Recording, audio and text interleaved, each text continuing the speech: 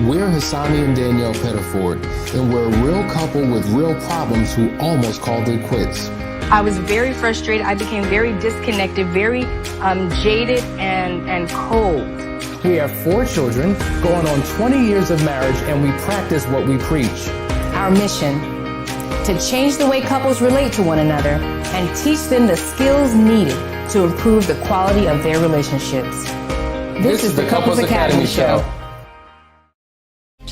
Welcome everyone. Welcome to the Couples Academy Show. My name is Hassani. And I'm Jeff Witt. And it is Tuesday. We're talking about part 2. Now, if you remember on yesterday, we were talking about 7 things men need to know about marriage. And we got into some great conversation. We want to continue that conversation today, and glad to have you with us. So wherever you're dialing in from around the world, we want to know who you are so we can represent your city, your state, your country. This is the place where people tune in every single morning to talk about love, life, and relationships. And we're going to continue in that conversation. Listen, I didn't even tell you this. This morning, got a great testimonial from someone, and I said, would it be okay if I shared this? She said, absolutely. And I think you'll know who this is. It says, hello, Hassani. This is Chanel. I just wanted to tell you how much I appreciate you and your program and your team.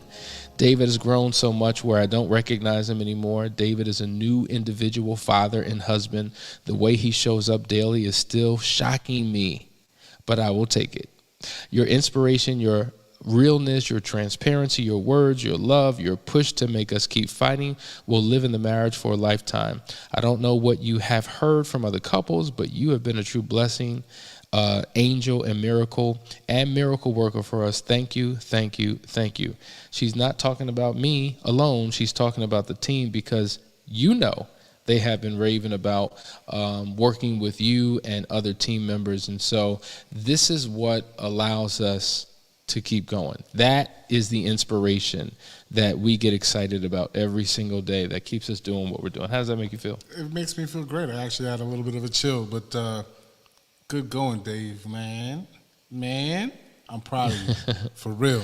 See, when you put in that work, you get these results. See, most people want the results without the effort that's required to get to that final destination. And so it just shows, if you're committed to a process, no matter how impossible it may look, feel, or seem, if you're willing to put one foot in front of the other and do what is necessary, you can get to a final destination. And oftentimes a lot quicker than what you initially thought it would take you. Oftentimes. All the time. Yeah, absolutely. So listen, guys, we're talking to the men today, and the women, we're allowing you to ease into this conversation. But before we do, want to go to a quick commercial break, so stay right there, and we'll dive right in. Welcome to the Couples Academy app. The Couples Academy app is your go-to hub for how to do marriage right. Get started with our app today by perusing our amazing features that conveniently allow you to connect. This app is packed with powerful content and resources to help you grow and stay connected. With this app, you can watch our messages, find marriage resources, watch, listen, and read the real-life stories of restored couples, sign up for events, read articles and blog posts, stay up to date with push notifications, share your favorite messages via Instagram, Facebook, Twitter, or email, and download messages for offline listening. For more information about the Couples Academy app, go to couplesacademy.org. If you're a man and you have a pulse, then you need to join this program. You're a husband, you're a father, you're a leader. You have the weight of the world on your shoulders. You have to be everything for everyone, but do you know who and how to be for you? You're still in search of your own significance. You're in internal battle with your own vices. You're questioning, do I even know what it means to be a man? I know I'm supposed to be there for others, but what about me? The fact is, you need a model. You need a code to live by, a system of principles to govern your life. You need an internal compass to guide your every decision. You need the 4 securities to build your own kingdom. What you need is the Foundry. In short, a foundry is a facility where castings are produced by melting metal, pouring liquid metal into a mold, and then allowing it to solidify. Well, this is where we're testing the metal of men. Foundry is a 12-week men's-only coaching program. It is a brotherhood that will take each man through a purification process of the heart, mind, and soul. We here at Couples Academy promise you that if you give us 12 weeks of your life, you will no longer recognize it. If you care about the improving of your life, your marriage, and your family, register today.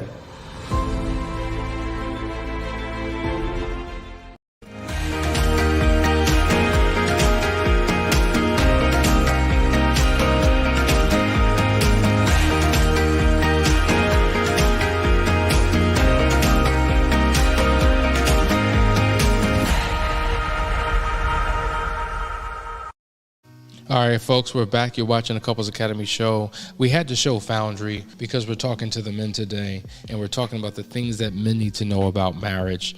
And so a part of understanding what marriage looks like and how to show up for it is understanding who you are as a man. And then once you foundationally understand who you are as a man, then you need to step into, okay, what is my role and function and duty as a man in my household to my wife? That is your relationship to her. So now you're talking about being a husband. And once you have an understanding of that, things begin to shift and change. I think a lot of people struggle because they just don't know. Right? They're looking at all of the images. They're looking at media with what they see in film and TV. They're looking at bad examples and wondering why things aren't working out in their home. And so sometimes it takes being around other men who have successfully done it. And this is why we say every man needs a man. Facts. Is that right? So as men, we're talking about what other men need to know about marriage. So if you are curious about the first three components that we talked about, you got to watch the replay of part 1. But we're diving into this conversation and we want to go forward. All right, here we go. A man needs to know the true meaning of love. Get it. Get him. Love is not just the emotion. It's the actions you take when the emotion goes away. And you know just as well as I do. Like, you break this down several ways. There's 4 types of love, right? Mm-hmm. So you got, eros. That's what everyone thinks love is. That passionate feeling, that bond that drives and leads towards sexual gratification, emotional gratification in a passionate and pleasurable way. But you've got other kinds of love, like phileo. Right? That's that caring type of brotherly love that you have for a human being. You want the best for them. You mean them well. You're not hurting, harming, and hindering them, but you're doing things to help them in their life. And then, of course, you have agape love. Agape love is unconditional. You know, can you imagine loving your husband or your wife like you love your children? Right? Can you do that? And see, there's something about the child came from you, so it was your creation, so now you love it a different way. And the relationship is of your creation. When the relationship goes bad, or doesn't go the way you want it to, it's easy to cut it all. It is. Right. But what we've got to do is we've got to learn how to find a way to create a bond that's the same that we have with our children. Our children can almost do no wrong. It's not that we won't treat them differently if they're acting up, or they won't catch some kind of disciplinary action from us, but there's this thing that says, I'm going to love them no matter what. Can we get to that point in the marriage? I know you can, because I'm there right now. And it just takes that. There's also storge, which is the love of a parent, which is a different kind of love. It's not the same as the love for a child, but it's a... Yes, the love a parent has for a child. And I think to your point, that unconditional love that a parent has for a child, that's a vertical relationship, right? Mm-hmm. But we don't have that same type of love, unfortunately, horizontally towards our spouse. There are some times when your kids get on your first and last nerves. You want to throw them in the garbage sometimes. But because they are your child, you will continue to sacrifice. You will continue to show up. You will continue to pour out because they come from you. They come from you. And so if we had the same type of love for our spouse, and that's where the agape comes in, because the type of a love that you need which is considerate and consistent with agape love, is when things aren't well, when you feel like throwing in the towel, calling it quits and giving up, when your partner, you're just not in sync. And it takes character, integrity, and the love of God, a supernatural love of God, to get you through that stuck place that many of us find ourselves in. But if we were to put it in practical terms, how do you get to agape love with your spouse, right? That's what you want to figure out. It's like, how do I get to that point where, like, no matter what, we love each other? I'll tell you, when you have a child, first of all, you know it comes from you, right? And it's growing inside you as a woman, and the man isn't ever expecting because he's thinking about his legacy, right? Mm-hmm. And so when the baby is born, there's a lot of work that goes in, hopefully from both parties, and that goes into developing them and fostering that creation that you brought into this planet. It takes that same kind of work on the relationship. Yeah. A lot of times after we're married and we have kids, we stop putting the work on the relationship. Mm-hmm. When you actually truly do, when you get past the pain part and you actually start working on the future part of the relationship, when you get past the pain part, I'm going to say this again, and you start working on the dreams, the goals, the vision, and the future of your relationship, that's where that agape love starts to come in. Because as you start to create a new thing and give birth to a new thing in your life and your marriage, you start to fall in love with the process, just like you fall in love with the process of being a parent. Mm-hmm. We're talking about love, folks, but let's go to the next thing, because oftentimes these two words have been put together in a relationship in terms of what men need to know about. And here's the next one. A man needs to know that the key to great sex is exclusivity, love and sex, right? Now, listen, as men, many of us have a true desire, craving, and longing for sexual fulfillment in a relationship. Physical touch and sex fall high up in the list of priorities for men. But there has to be a shift. There has to be a shift in one's thinking, because if you were single and you were in a space where you had sex with a variety of different women, many people haven't made the mental shift, the paradigm shift to say, when I say I do, I'm making an exclusive commitment to one person for the rest of my life. And I don't know why that lesson isn't taught, why those dots are not connected before I do. And it's something that many men have stumbled and mumbled and fumbled through, which has led to betrayal, which has led to hurt and pain, which has led to the demise of a relationship. And so you got to get to a place where you realize that the best sex that you could ever have is that within a committed relationship, where you take the time to learn who your spouse is, they learn who you are, and you reach a heightened level of sexuality that you could never have with anyone else. You will notice it literally comes from a very simple place, and it will translate in other areas of life.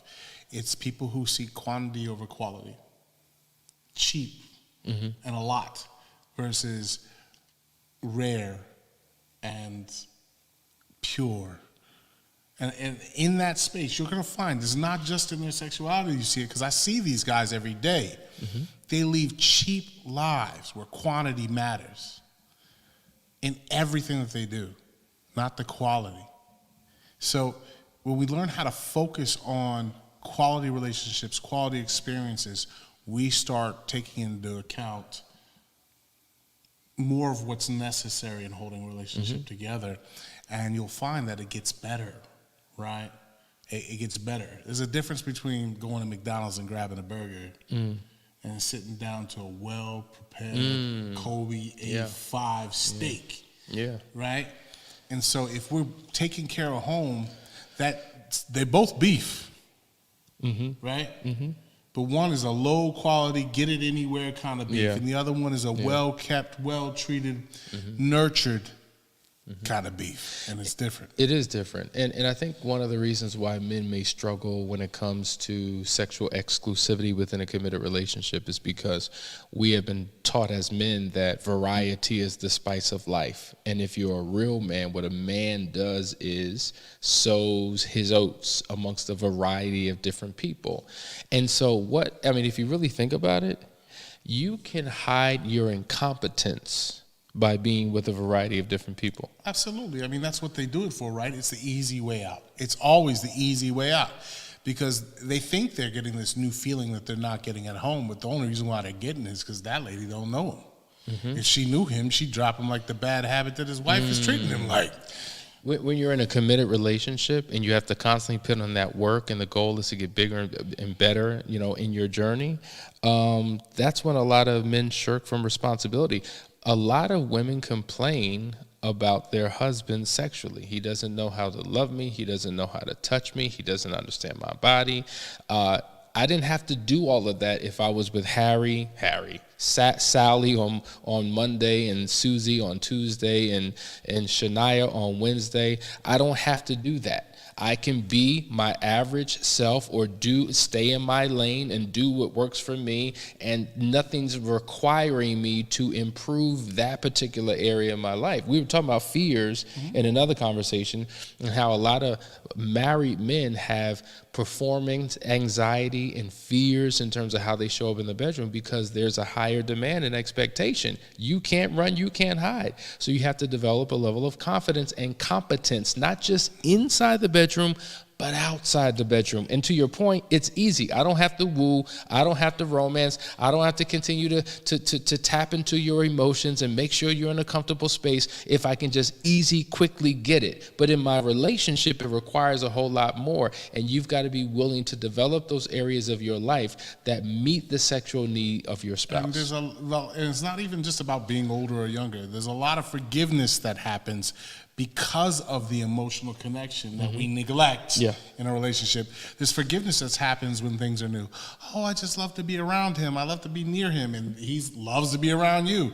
And so everything becomes easy. And so he didn't perform in the beginning, but now when problems arise and you have to fight through those and that newness wears off, you start having to realize, okay, this is going to take some work. Absolutely. All right, let's go to the next one. I think this is interesting. A married man needs to know that marriages have a 1 to 2 year honeymoon season. And we've talked about this in times past. So in the book, The 5 Love Languages, Gary Chapman talks about that in-love feeling, that infatuating feeling, that feeling of newness, everything's all well. We're in our honeymoon season. That lasts for about 2 years. And then you're hit with the reality because you go from new to normal. Right? Everything becomes normal, predictable. Monogamy leads to monotony. And so that feeling that you once had, you don't necessarily have anymore. And then you question, was it really real to begin with? And, if I don't feel the way that I felt from the very beginning, is this worth staying in? And we talk about these addictions that people have. Some people are addicted to new.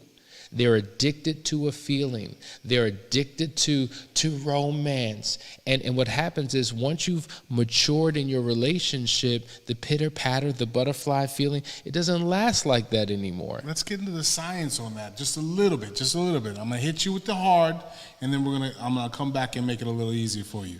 So what we're talking about is that newness is a dopamine hit.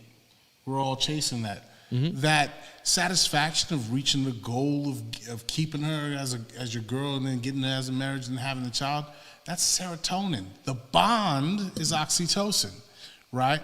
And why does that wear off? Why does our body stop producing those things? Well, that has to do with our perception and perspective, okay? What's the one thing that always fuels dopamine? This hit, like, someone likes you on Facebook, that's a dopamine hit. What fuels that? Curiosity, right? So we have to maintain curiosity in a relationship, right? What fuels that serotonin, right? That goal setting, that's called purpose, right? What fuels that oxytocin, that's called passion. And so if we can get curiosity, passion, and purpose back into our relationship, you'll find that you can renew your honeymoon. You know, there's a phenomenal book, gentlemen. If you want to know how to really understand your wife and her sexuality, her sexual drives, why she is the way that she is, the ups, the downs, the swings, there's a phenomenal book by Esther Perel, and it's entitled Mating in Captivity. And in this particular book, it talks about how usually at the beginning of a relationship or prior to I do, the drive of a man and a woman is pretty high. After I do, the drive of a woman, the desirability of a woman significantly plummets while a husband's remains high. And it gives all of the reasons that contribute to that outside of commitment. You know, the one thing that women are searching for is the one thing that often kills their sexual desire. She's looking for commitment in a marriage. She's looking to have children. But now, wow, I'm a wife with my responsibilities, and I'm a mother with responsibilities, and the very thing I wanted took my desire away. So it's like, that's the challenge, right? And so how do you navigate through that? And then how do you create a certain chemistry? Create, I said. How do you create a certain chemistry in your relationship to increase that desirability? How do you deal with the phases that she goes through in terms of her biology to be able to make sure that both of you are still mutually pleased in that relationship? How do you create space and distance? Because the book talks about how there's a major difference between intimacy and desirability. See, a lot of times people are looking for intimacy, which represents closeness. But now that we're close, I no longer desire you the way that I did because I have you. Mm-hmm. I desire what I don't have. So how do you create a relational dynamic where there's somewhat of a distance so I can still desire you, but somewhat of a closeness that represents intimacy? So it's a complex situation. I'm going to go back to the same thing. You're going to have to, before your curiosity, passion, and purpose was about each other. Now it's got to be about everything else. So you've got to set these fun, exciting goals where you actually come together as one mind and say, babe, we're going to do this. Mm-hmm. And it's got to excite both of you, because if it doesn't excite both of you, it's not worth it. Now, you're still going to have your own personal goals, your own personal ambitions that drive you and make you excited about accomplishing. Babe, I'm going to start this new business, right? But at the same time, if you have one that's together, it doesn't necessarily mean start a business together. That can actually be suicide for a relationship if you don't know what you're doing. But I'm talking about, like, for me and my wife, it was travel. And since we travel a lot, we plan these things out and we get all excited. We're looking at all the places we're going to go. Santorini, like, we have a little globe. We spin it and pick a place and go, oh, my God, what do we want to do there? And we sit there and for hours, look at different pictures and look at all the things to do. And it's like we're physically there, but in our minds together looking at a computer screen. Yeah. It's window shopping, right? I know a lot of women who enjoy window shopping. But if you can find a passion and a purpose together, built on your mutual curiosity, you can maintain this feeling of, like, I can't wait to see you again. When I leave my wife to come down here, it's like, I can't wait to see Asani. I can't wait to see Asani. I get down here, we hang out a little bit, and then the first thing that happens before I go to bed is, man, I miss her. God, I just want to be back home with her, right? Curling up to a pillow ain't the same as curling up to my wife. I know that's right. And it don't feel the same. To have that after 20 years, after going through that rough patch, after going through 3 years of sleeping on the couch. You know what I mean? No, I don't. I never slept on the couch. That wasn't my story. I refused. I'll never do it again. I cuddled up to a pillow. Man, it wasn't her, but it wasn't. Never give up that bed. Ever, never. But to your point, it's passion for and passion with. I'm passionate for you. You're Danielle. Passionate for you. But we have a mutual passion with this thing. Yes. And the passion with each other creates more passion for each other. And so to your point, there's got to be something that brings you two together. And you're right, you have your own individual things, but what is the thing that binds you together? What's the glue that keeps you two connected? What's that thing that you're aspiring for, that you're reaching towards? You're pregnant with expectation. There's that carrot that's dangling in front of you that you're both reaching towards. What is that thing? You need to develop that. What makes you curious, right? And then moving towards that curiosity creates passion, right? And then as you're discovering it together, you create purpose. And that's a cycle that will happen until you get it. We do this when we buy new things. Like, we're like, oh man, I want this new car, I want this new car. Mm-hmm. That's the curious. You're looking it all up. Is that the car I want? Okay, and then once you realize, yes, this is it. Now you've got this passion and this fervor to go get it. And then once you start putting everything in line, you start planning it out, now you've got a purpose. Yeah. It's solid. I know I'm getting it now. I just got to do these 3 things and we're done. Yeah. And if you keep renewing that part of your relationship, see, you did it in the beginning, not just because of the honeymoon phase, but because you had another goal. That's right. The next goal was goes from I want to take her out on a date to I want to date exclusively to I want to get married to I want to have children. Boom. Now what? The reason why you're stuck is the now what.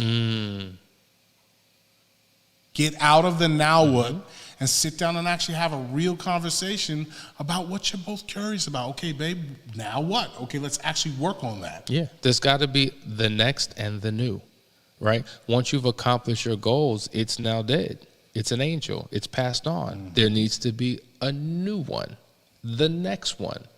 Otherwise, you fall into that Al Bundy syndrome where you're still celebrating what you did 10, 15 years ago because you stop expanding your mind, you stop dreaming, you stop coming up with new passionate things, and then every day feels like Groundhog's Day. And then that's how you slip out of the honeymoon phase. Think about it, right? When it's new and fresh, you're dreaming, you're talking about your hopes and dreams and what you want to accomplish and what you want to do. And now that we've done it all, it's just like, Let's talk about the men real quick on that, because I noticed that women have a tendency to want to create those dreams together, and men, we don't show up. Like, a lot of times I hear from the women in the relationships that they're like, yeah, and let's do this and let's do that, and it's always, oh, we don't have the money for that, we don't have this for that, we can't do that because blah blah blah blah blah, whatever reason, excuse, satisfied. Or Jeff, I'm good. Like, women, listen, let me tell you something. That's true.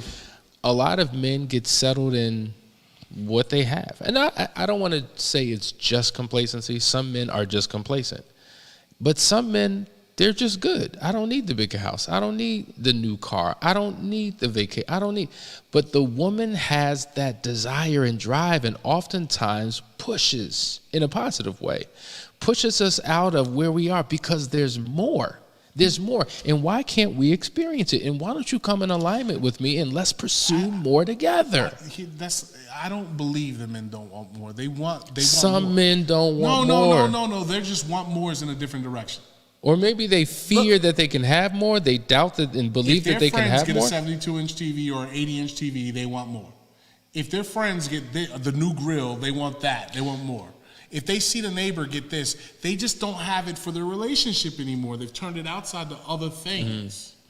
It's that new football jersey that just came out with the new colors. But then they're living vicariously through someone else's experience. Life. That's the problem. I want more for me. Exactly. I don't want another championship for somebody else. And that comes from fear.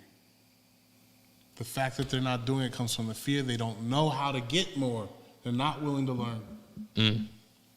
And so they come up with excuses and justifications and rationalizations why they don't need it, why they ain't got it. I'm good, I'm comfortable. But to your point, it's a fear.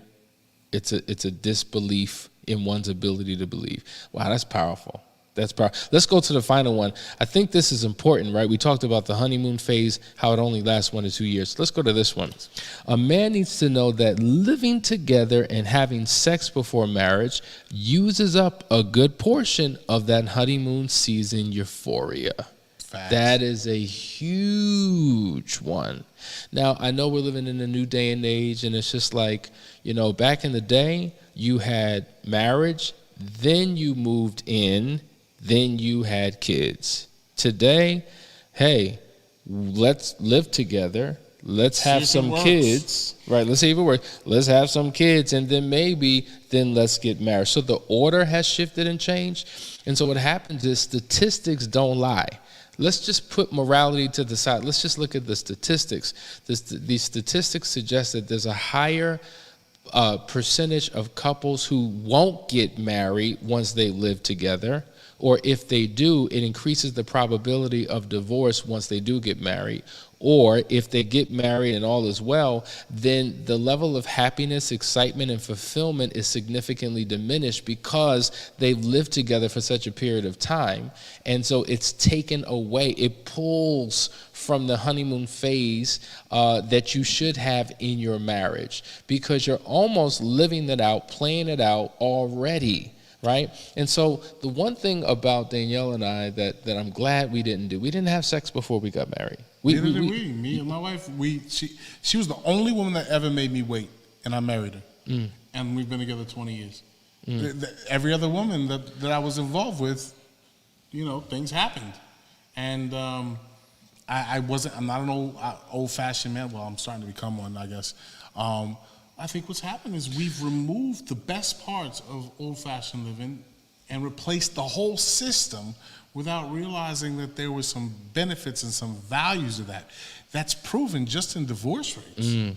Because we threw away the old system, but divorces keep going up. So this new system is not working, folks. It's not working. It's not working. So I do believe in, the freedom to date, date around and all those kinds of things that didn't really happen as much before. I believe in all of that. But there's something about, I believe in the new personality test and seeing if we get along and compatibility. I love all that stuff because women were deprived of a lot of their rights because of our stupidness.